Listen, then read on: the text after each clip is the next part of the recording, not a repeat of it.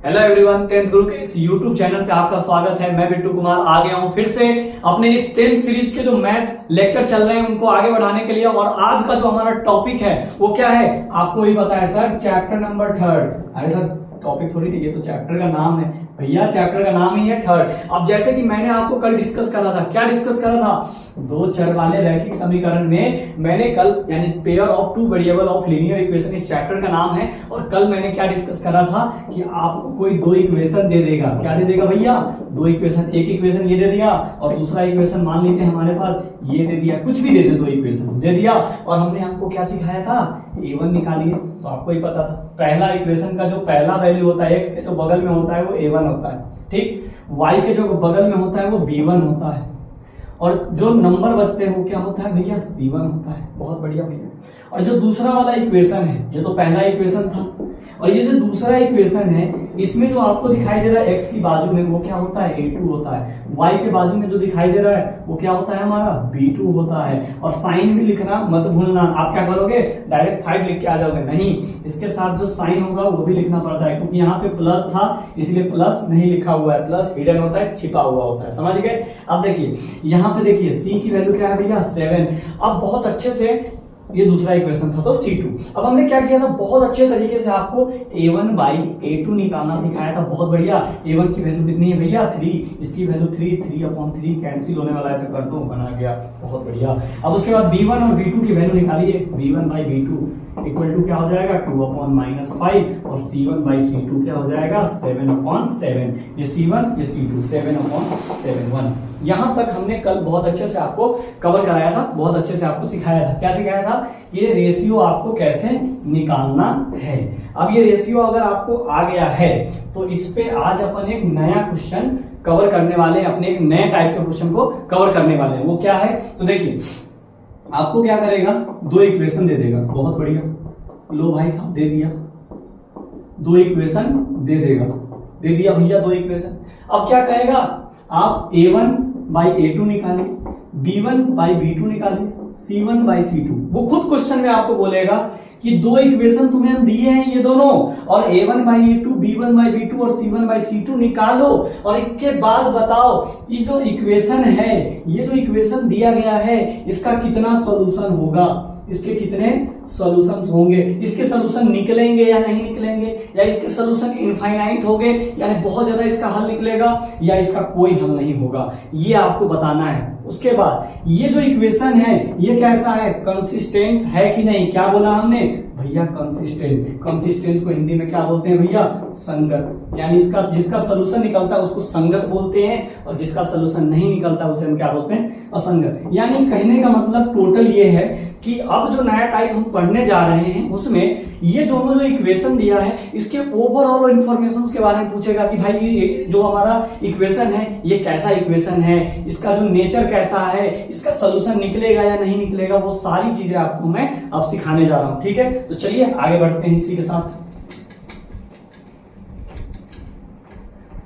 तो सबसे पहला चीज इस क्वेश्चन में आप देखिए, हमने आपको बस ये पूछा है ये दो इक्वेशन दिए गए, ठीक। अब हम सबसे पूछे A1 by A2, B1 by B2, C1 by C2 बताइए। तो आप फटाफट बता दोगे, डायरेक्ट बताओ। A1 बाई A2 कितना है भैया, 3 और 2, 3/2। B1 बाई B2 बताओ भैया कितना है भैया, 2/5, 2/-5 और C1 बाई C2 बताओ भाई साहब, 7/7। कैंसिल 1। बहुत बढ़िया। A1 बाई A2 निकाल लिया, B1 बाई B2 निकाल लिया, C1 बाई C2 निकाल लिया, तीनों वैल्यू निकाल लिया। अब क्या करेंगे, देखो ये तीन दोनों जो इक्वेशन दिए गए हैं ये दोनों इक्वेशन के बीच में अगर आपको रिलेशन बताना है, क्या बताना है, संबंध बताना है कि भाई इसका सॉल्यूशन निकलेगा या नहीं निकलेगा, क्या है नहीं है। यानी आपको दो समीकरण के बारे में कुछ भी बताना हो तो आपको तीन चीजें क्या करनी है, याद रखनी है। क्या याद रखनी है, तीन चीजें। देखो मैं समझा रहा हूं। पहली चीज क्या याद रखोगे, पहली चीज A1 बाई A2। देखो A1 बाई A2 जो है वो क्या B1 बाई B2 के बराबर है, चेक करना। ये जो A1/A2 है ये B1/B2 के इक्वल है। अगर ये दोनों आपस में बराबर नहीं है, ये दोनों वाले जो पहले वाले वैल्यू है ये दोनों आपस में इक्वल नहीं है, इसका मतलब इसका एक हल होगा। क्या होगा, एक हल होगा। इसका मतलब जो इक्वेशन होगा उसका कितना हल होगा, एक हल होगा। और इसको एक और नाम से पूछ लेता है क्या, अद्वितीय हल होगा। क्या होगा? अद्वितीय हल होगा। और इंग्लिश में क्या पूछते हैं? Unique solution.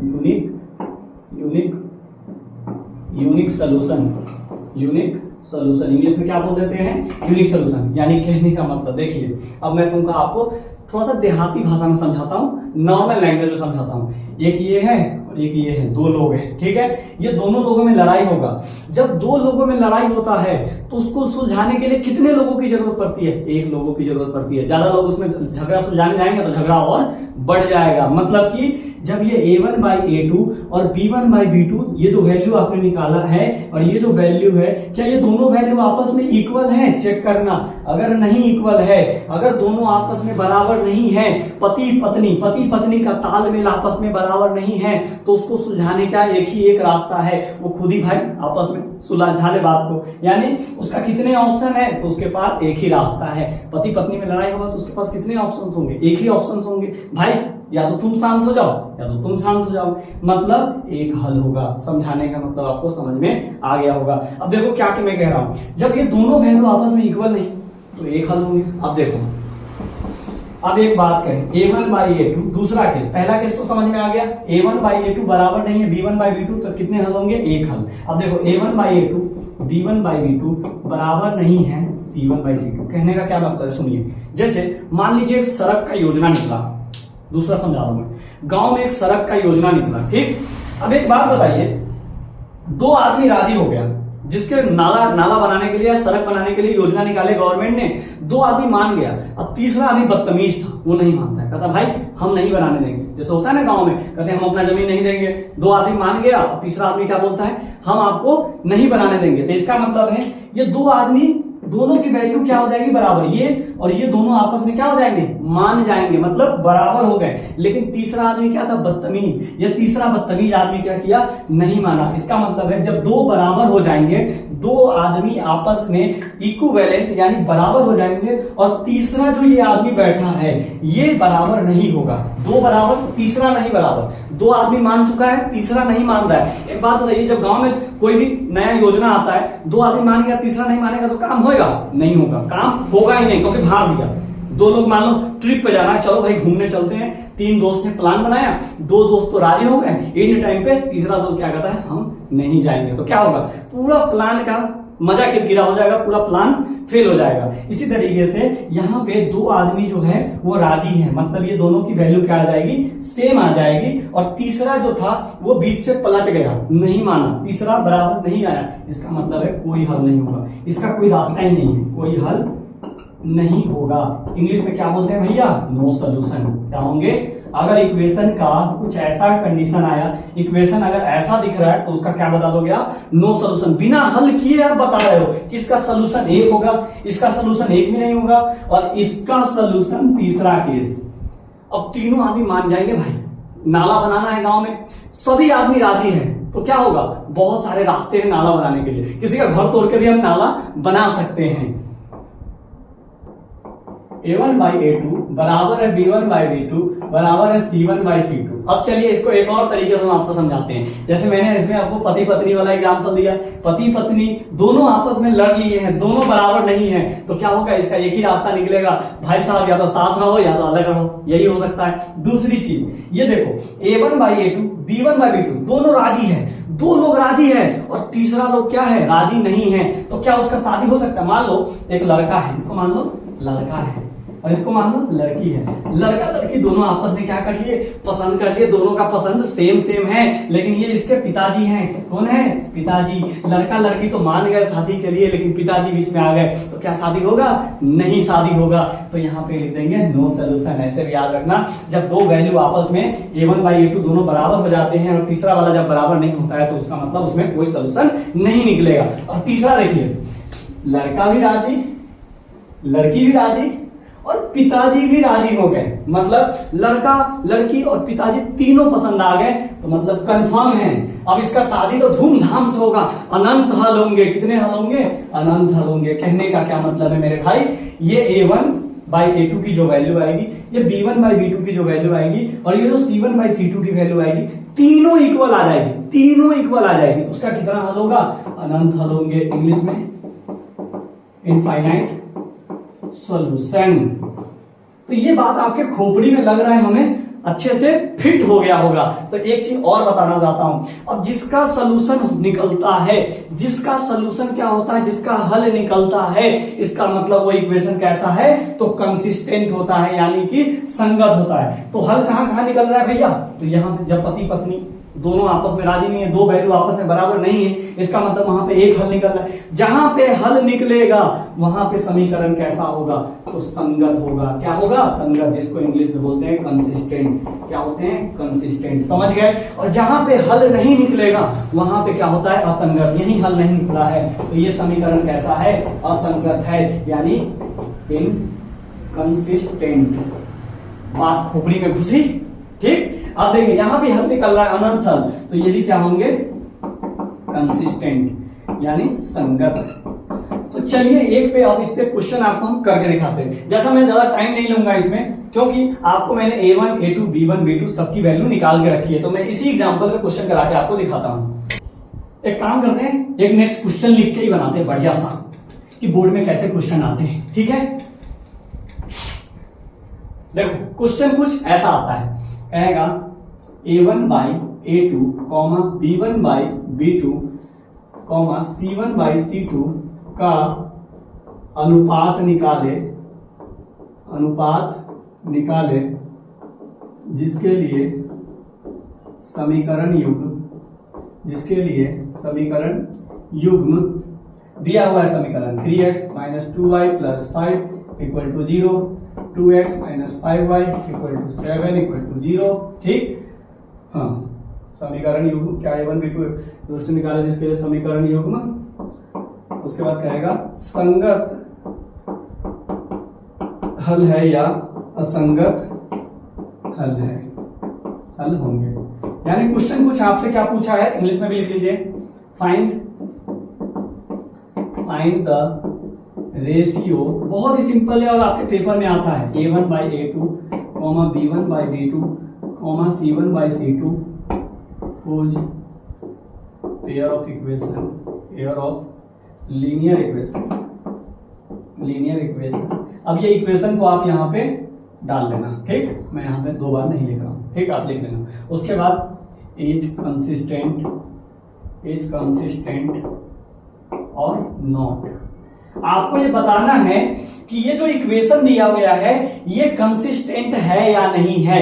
तो उसके लिए हमने आपको 3 केसेस बताए हैं बहुत अच्छे तरीके से।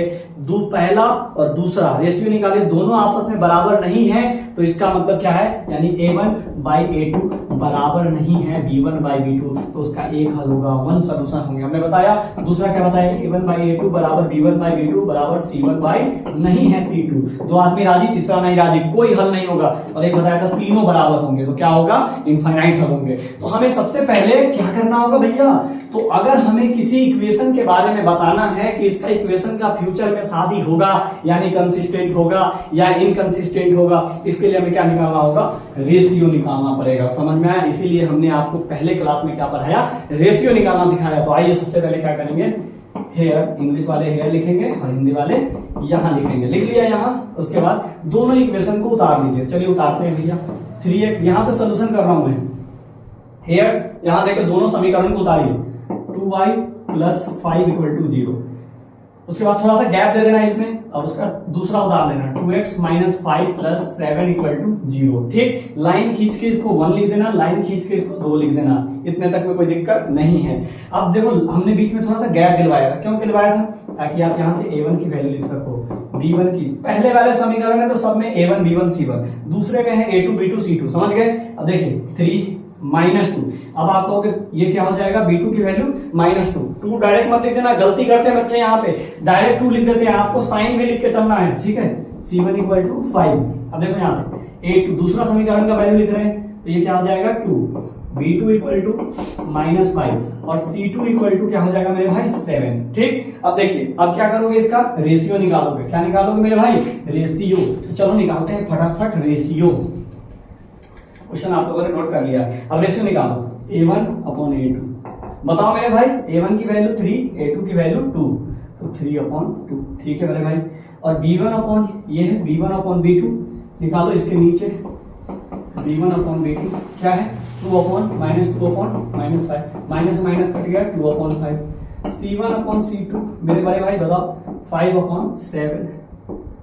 7 ठीक। अब हमें क्या बताना है इस इक्वेशन का कितना सॉल्यूशंस होंगे। तो सबसे पहले आप क्या करोगे, चलो यहां बना देता हूं बगल में, आप ऐसे लाइन खींच के बगल में मत कर देना, आप नीचे ही करते जाना ठीक। देखो अब उसका क्या करोगे, हमें पहले 2 को चेक करना है। किसको चेक करना है 2 को। पहला वाला का वैल्यू देखो 3/2 है, दूसरे वाले का वैल्यू क्या है 2/5 है। क्या ये दोनों आपस में इक्वल हैं? तो नहीं है, साफ साफ दिख रहा है 3/2 है 2/5 इक्वल बराबर नहीं है। जब हमारा a1 अपॉन a2 बराबर ही नहीं है b1 अपॉन b2, यानी देखो पति पत्नी क्या हो गया, दोनों में लड़ाई हो गया, तो इसका एक ही ऑप्शन होता है अलग हो जाओ या तो साथ हो जाओ। साथ होना है तो शांत हो जाओ, अलग होना है तो हो जाओ। यानी जब दोनों में राजी नहीं है तो इसका एक ही ऑप्शन हो सकता है। मतलब कितने हल होंगे, एक हल होंगे। कितने हल होंगे मेरे भाई, एक हल होंगे। समझ में आया? जब 2 बराबर नहीं होंगे, ये जब 2 वैल्यू आपस में इक्वल नहीं होंगे तो हम अगला को चेक भी नहीं करेंगे, हम पहले 2 को चेक करेंगे। ये दोनों बराबर होगा तभी आगे देखेंगे। पहले देखा ये दोनों बराबर नहीं भाई, दोनों में पहले लड़ाई चल रहा था, आगे हम क्या जाए उसके बाप से बात करने हैं। जब ये पति पत्नी में लड़ाई हो रहा है तब इसके पिताजी से क्या जाए बात करने। तो हमने पहले क्या किया, पति पत्नी को चेक किया ठीक, लड़का लड़की को चेक किया, दोनों में लड़ाई हो रहा है तो क्या होगा भाई, शादी नहीं होगा। जब लड़के लड़की झगड़ा कर रहा है तो उसके बाबूजी से क्या जाए बात करने ठीक। तो इसका एक ही सोल्यूशन है, तो उसको हमने लिख दिया। इंग्लिश में क्या लिखोगे, यूनिक सोल्यूशन। यूनिक सोल्यूशन, समझ गए? इसका कितना सोल्यूशन होगा इक्वेशन का जो दिया था, यूनिक सोल्यूशन। और जब सोल्यूशन निकलता है मेरे भाई तो वो कंसिस्टेंट होता है या इनकंसिस्टेंट होता है? तो बोलोगे सर सोल्यूशन निकलता है यानी हल होता है, तो उसको हम क्या बोलते हैं, संगत यानी कि कंसिस्टेंट ठीक। ये तो हमने एक लाइन में बता दिया। थोड़ा सा लिख के कैसे बताएंगे, देखिए अंत में परफ्यूम लगाना भूलना मत, क्योंकि मैंने आपको सिखाया था परफ्यूम लगाना। कैसे लिखोगे, hence the pair of linear equation hence हमने लिख दिया। जो पेयर ऑफ लीनियर इक्वेशन दिया था उसका कितने कंसिस्टेंट है, तो लिख देंगे इज कंसिस्टेंट। क्या लिख देंगे कि ये हमारा जो पेयर ऑफ लीनियर इक्वेशन दिया था वो क्या है, कंसिस्टेंट है। एंड हैविंग कितने सोल्यूशन है उसके, हैविंग यूनिक सोल्यूशन। और उसके पास कितने सोल्यूशन है भाई, यूनिक सोल्यूशन है। इंग्लिश में लिख दिया। हिंदी में कैसे लिखोगे मेरे भाई, तो हिंदी में कुछ ऐसा लिखोगे अतः। ये परफ्यूम लगाना मत भूलना, ये भले ही मैंने यहाँ पे आपको लिख के बताया, लेकिन मेन चीज अपना क्या है, इसके बाद डायरेक्ट ये चीज लिखना चाहिए ठीक है। क्योंकि ये चीज लिखने को उतने हमारा मार्क्स अच्छे नहीं मिलते, लेकिन आप डायरेक्ट इसके बाद ये वाला लिखोगे हेंस तो आपको ज्यादा मार्क्स मिलेंगे। हमें पेपर में लिखना है, मैंने समझाने के लिए ऐसे लिख दिया, आप ऐसे मत लिख देना ठीक। लेकिन अतः दिए गए, जो ऊपर दिया गया था, दिए गए समीकरण युग्म कैसा है, संगत है तथा इसके अद्वितीय हल है। कितने हल हैं, अद्वितीय हल को क्या बोलते हैं भाई, एक हल होंगे। समझ में आया कि नहीं आया? तो ये जो टॉपिक था आपका, इसमें हम क्या पढ़ते थे, नेचर ऑफ सॉल्यूशन या नेचर ऑफ इक्वेशन। यानी हमने आपको क्या बता दिया आज कि जो इक्वेशन दिया है उसका कितने हल होंगे और जो कंसिस्टेंट होगा या नहीं होगा, ये सारी चीजें मैंने डिस्कस कर लिया। अब जो हमारा नेक्स्ट वीडियो आने वाला है उसमें क्या रहेगा, हम आपको बोल देंगे ये 2 इक्वेशन दिया गया है और ये कंसिस्टेंट है, समझ गए? हम आपको बोल देंगे और कहेंगे इस बीच में जैसे ऐसे क्वेश्चन में कैसे पूछूंगा अगली क्लास में, जैसे ऐसे। और ये टाइप का क्वेश्चन आपके बोर्ड पेपर में आएंगे ही आएंगे। जब पेपर टफ बनता है तो आपके बोर्ड पेपर में क्वेश्चन फंसेगा। जैसे कैसे, देखो ध्यान से, 3x - 5y + 6 एक इक्वेशन दे दिया, दूसरा दे दूंगा 3x - 5k प्लस यहाँ पे दे दूंगा ky + 6 = 0 और बोलूंगा इसका यूनिक सोल्यूशन है। कितने सोल्यूशन है भाई, यूनिक सोल्यूशन है। देखो कल जो मैं पढ़ाने वाला हूँ टाइप थोड़ा सा बता देता हूँ, क्या पढ़ाने वाला हूँ कल। ये देखो 2 इक्वेशन दिए हुए हैं। अब इस इक्वेशन में देखो इसका और इसका वैल्यू तो दिया है a1 a2, ये भी वैल्यू दिया है, लेकिन ये देखो क्या दे दिया है, k दे दिया है। क्या दे दिया है, k। इस k के जगह पे कौन सा नंबर होगा जब इसका सोल्यूशन कैसा होगा, यूनिक होगा। अब हम आपको बोल देंगे ये दोनों सोल्यूशन, ये दोनों इक्वेशन जो है वो क्या है, यूनिक है। तो आप वैल्यू फाइंड कीजिए k का, यानी k p y इस सब का वैल्यू फाइंड करने को आएगा। तो मिलते हैं आपके साथ हम नेक्स्ट वीडियो में और इस टाइप के क्वेश्चन को हम कवर करेंगे। तब तक के लिए आप इसको अच्छे से प्रैक्टिस कीजिए। मिलते हैं नेक्स्ट वीडियो में, बाय बाय।